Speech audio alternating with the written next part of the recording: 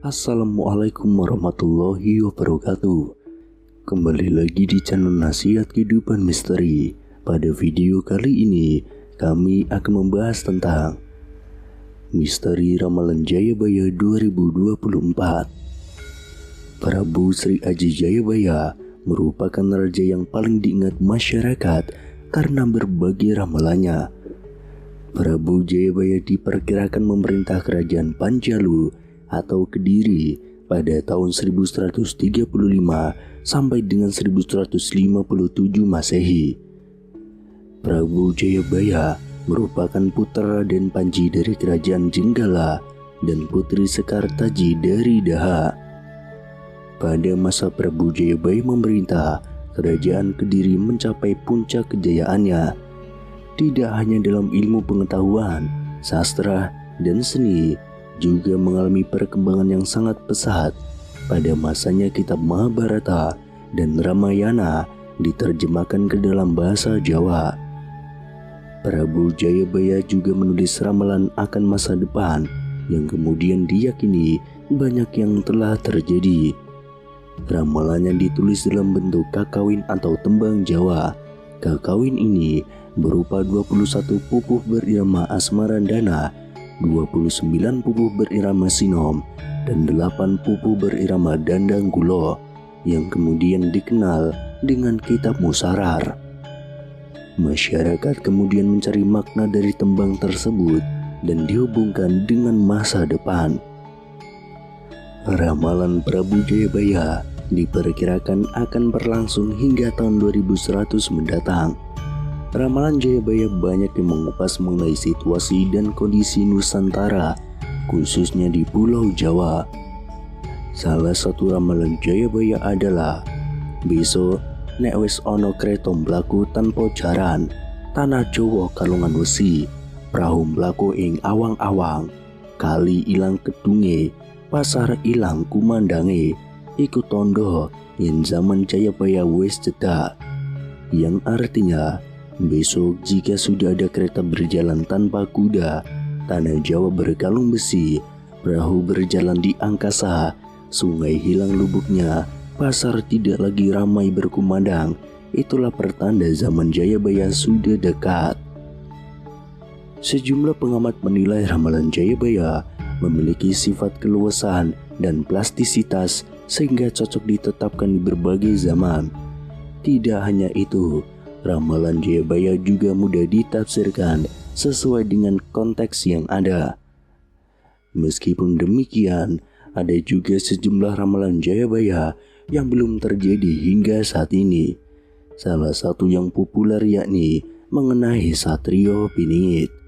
Dalam ramalannya, Jayabaya menyebut Satrio Piningit akan muncul saat memasuki zaman kala bendu atau carut marut. Dalam situasi itu, Satrio Piningit akan muncul dan membawa keluar dari situasi kala bendu. Prabu Jayabaya menggambarkan Satrio Piningit seorang pemimpin, ratu adil yang serupa Batara Kresna dan berwatak seperti Pandawa serta bersenjata Trisula. Hal ini dijelaskan dalam baitnya sebagai berikut. Selet-selet yen besok ngancik tutuping tahun, bakal ono dewa ngecowanta, pengawak manungso, opo surya podo Betara Kresna, awatak bala dewa, agegem Trisula wedo, jinecer wolak-waliking jaman, yang artinya selambat-lambatnya kelak menjelang tutup tahun akan ada dewa tampil berbadan manusia, berparas seperti Batara Kresna, berwatak seperti bala dewa, dan bersenjata Trisula Weda, tanda datangnya perubahan zaman. Prabu Jayabaya turun tahta pada usia yang sangat sepuh. Ia disebutkan muksa di Desa Menang, Kecamatan Pagu, Kabupaten Kediri. Lokasi yang diyakini sebagai tempat muksa Prabu Jayabaya kini dijadikan sebagai petilasan. Hingga kini tempat itu dikeramatkan penduduk setempat dan ramai dikunjungi para peziarah. Ada juga ramalan Prabu Jayabaya yang diyakini telah terjadi dan juga terbukti. Yang pertama, semut ireng anak-anak sapi. Ramalan ini sering dihubungkan dengan kedatangan bangsa Eropa, yakni Portugis dan juga Belanda yang menjajah Indonesia. Orang Eropa berkulit putih terkenal rajin dan ulet bekerja seperti semut hitam. Mereka juga selalu meminum susu sapi sejak bayi. Yang kedua, kebo nyebrang kali. Ada dua tafsir mengenai ramalan ini. Pertama, orang-orang Eropa yang membawa hasil bumi dari Nusantara dan dibawa menyeberang ke tempat asalnya Eropa. Sedangkan tafsir yang kedua, yakni terkait adanya Perang Dunia Kedua, di mana orang-orang Belanda, Perancis, dan sekutunya kalah dari pasukan Nazi di bawah kepemimpinan Hitler dan harus mengungsi ke dataran Inggris. Yang ketiga, penjajah saumur jagung Karwong Cepol, yang artinya ramalan ini diartikan bahwa bangsa Jepang hanya akan menjajah Indonesia seumur jagung, tidak akan lama. Seperti diketahui, pasukan Jepang mendarat di Indonesia pada 8 Maret tahun 1942. Tentara dari negeri Sakura itu terusir dari Indonesia 3,5 tahun kemudian, tepatnya pada Agustus tahun 1945. Yang keempat, pitek tarung sak kandang. Ramalan ini sering dihubungkan dengan terjadinya peristiwa berdarah Gerakan 30 September tahun 1965 atau G30S. 7 jenderal angkatan darat terbunuh oleh sekelompok orang yang mengatasnamakan Dewan Jenderal.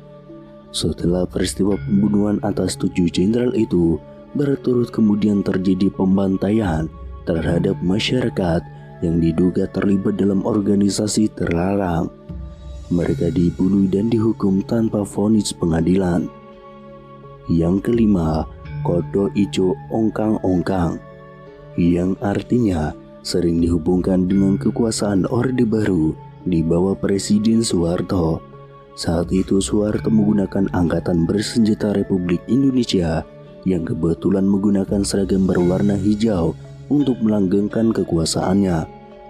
Namun ada juga yang mengartikan ramalan itu dengan kejayaan Islam.